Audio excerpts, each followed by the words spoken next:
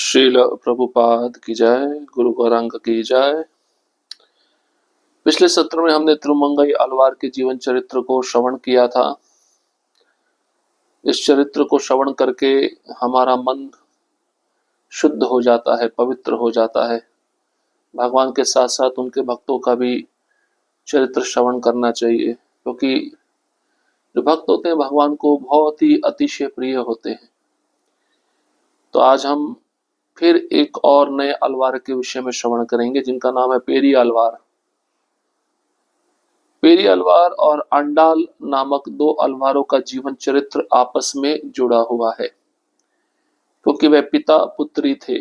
वे द्रविड़ दिव्य वेद, तमिल वैष्णव शास्त्रों में अपनी रचनाओं क्रमशः तिरुपल्लाडु तथा तिरुपवई के लिए प्रसिद्ध हैं।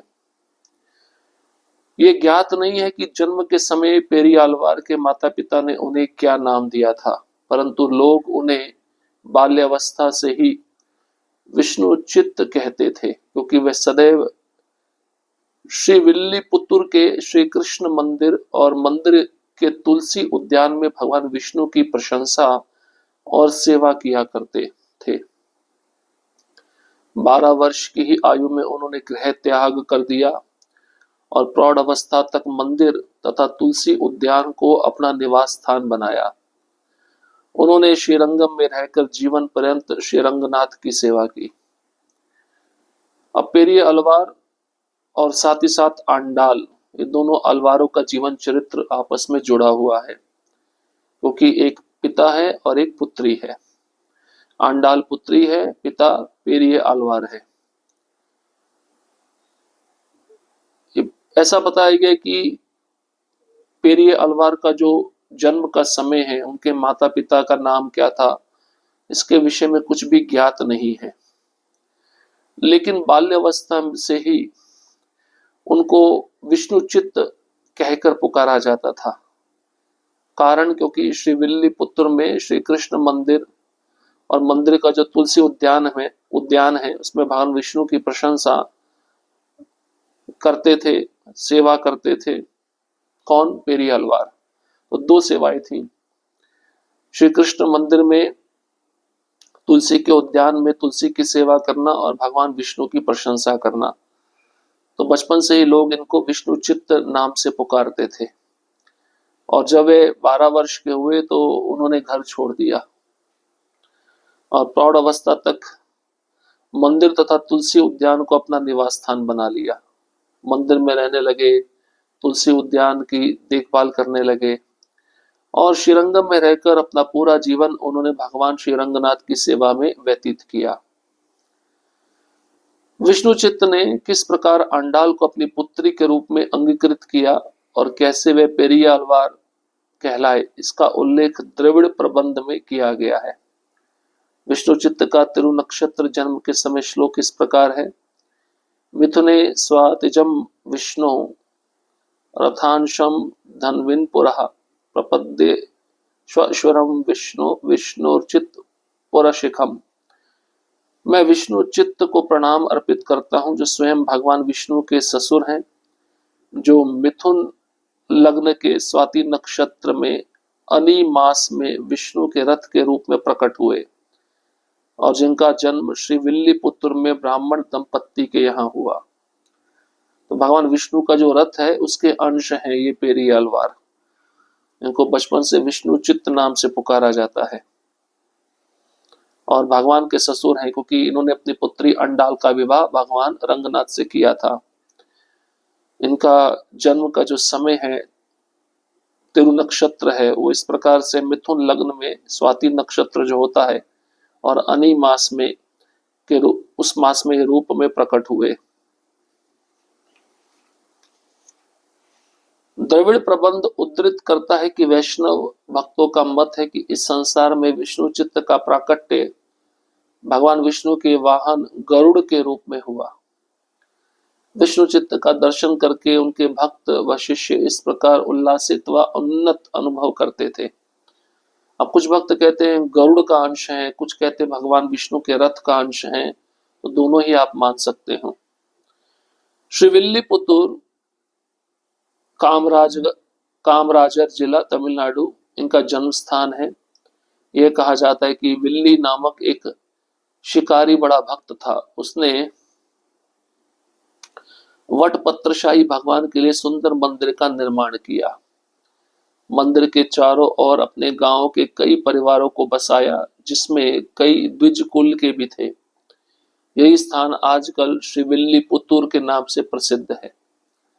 उन परिवारों में एक मुकुंद भट्ट भी थे, जिनकी धर्मपत्नी पद्मावती थी।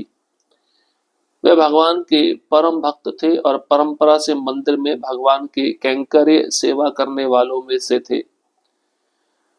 उनकी तपस्या के फलस्वरूप ज्येष्ठ महीना शुक्ल पक्ष एकादशी स्वाति नक्षत्र में विष्णु चित्त का आविर्भाव हुआ, जो आगे पेरियालवार के नाम से प्रसिद्ध हुए।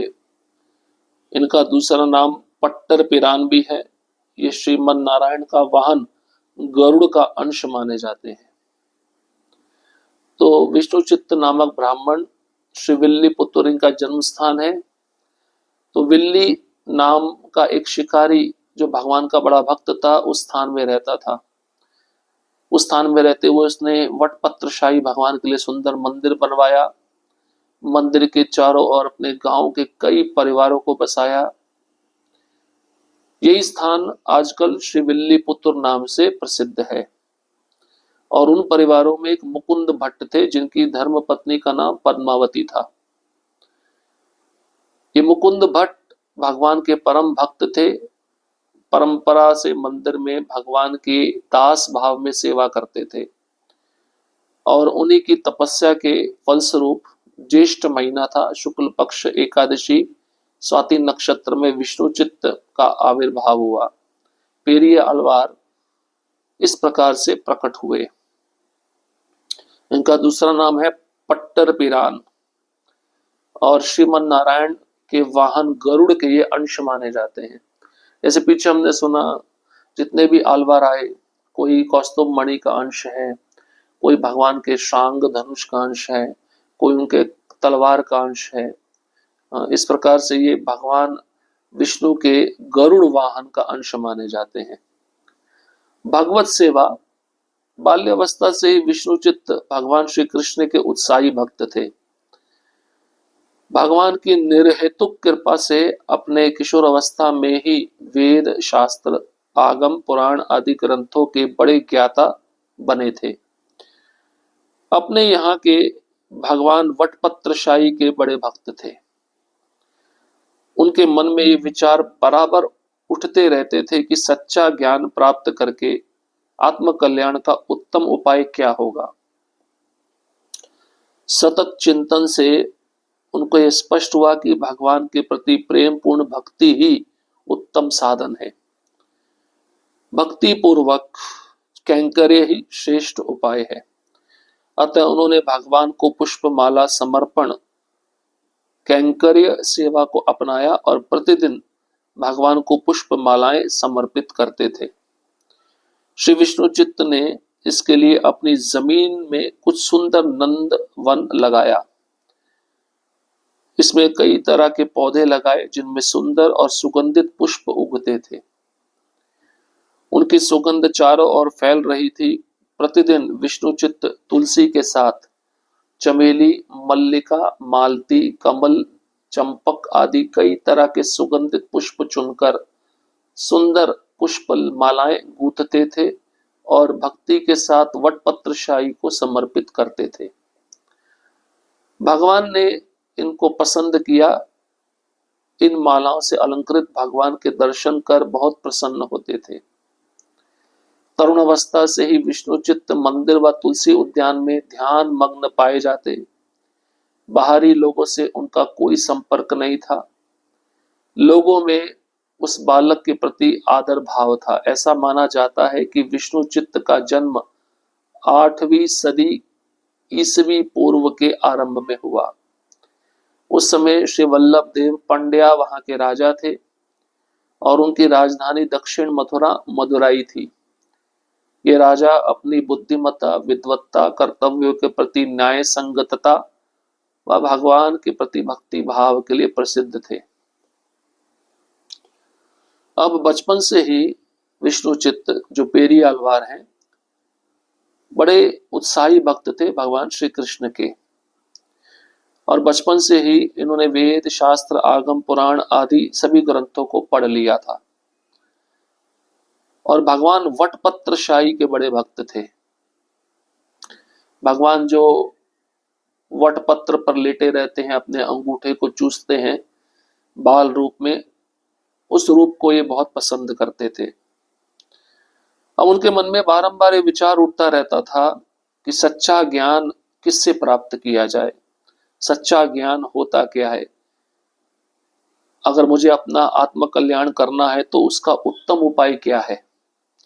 ऐसे विचार इनके मन में बारंबार उठते रहते थे। सतत चिंतन करते करते उनको ये स्पष्ट हुआ कि सच्चा ज्ञान तो भगवान की प्रेमा भक्ति है। भगवान की जो प्रेमा भक्ति है, यही सबसे उत्तम साधन है, यही सबसे आत्म कल्याण करने वाला साधन है।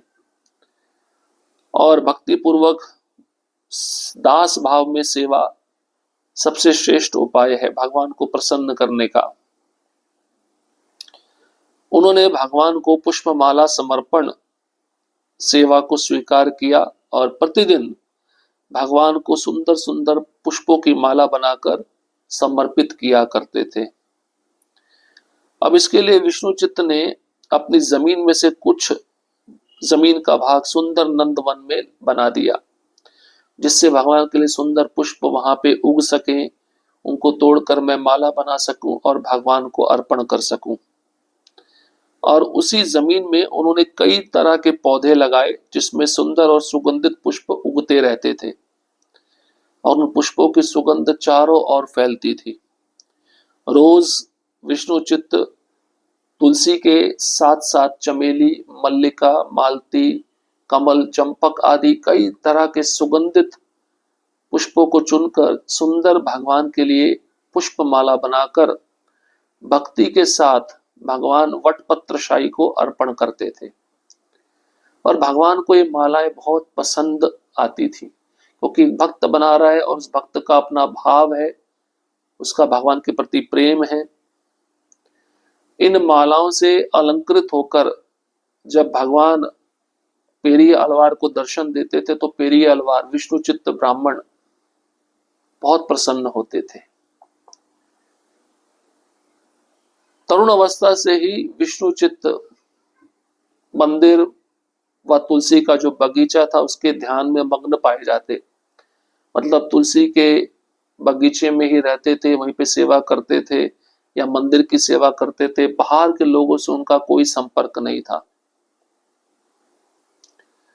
अब जो भी लोग उस बालक के प्रति देखते थे तो उनके मन में स्वतः आदर भाव आ जाता था।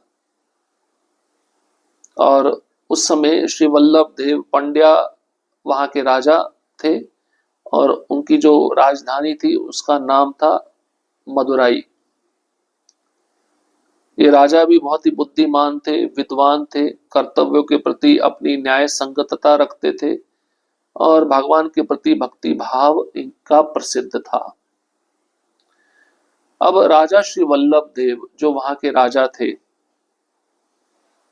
राजा अगर भक्त होगा तो प्रजा भी भक्त होगी और प्रजा को किसी प्रकार कोई कष्ट नहीं होगा। अब राजा की जो सुंदर कहानी है, राजा की प्रति जो जीवन में कुछ घटनाएं घटी हैं, उसका वर्णन एक सुंदर कथा के रूप में किया गया है। और उस कथा को हम अगले सत्र से प्रारंभ करेंगे। राजा वल्लभ देव किस प्रकार से उनके राज्य में क्या क्या घटनाएं हुई, और राजा अपने राज्य के प्रति जो नागरिक है उनके प्रति क्या निष्ठा रखते थे। हरे कृष्ण कृष्ण कृष्ण हरे हरे, हरे राम राम राम हरे हरे। श्रील प्रभुपाद की जय, गुरुवरंग की जय।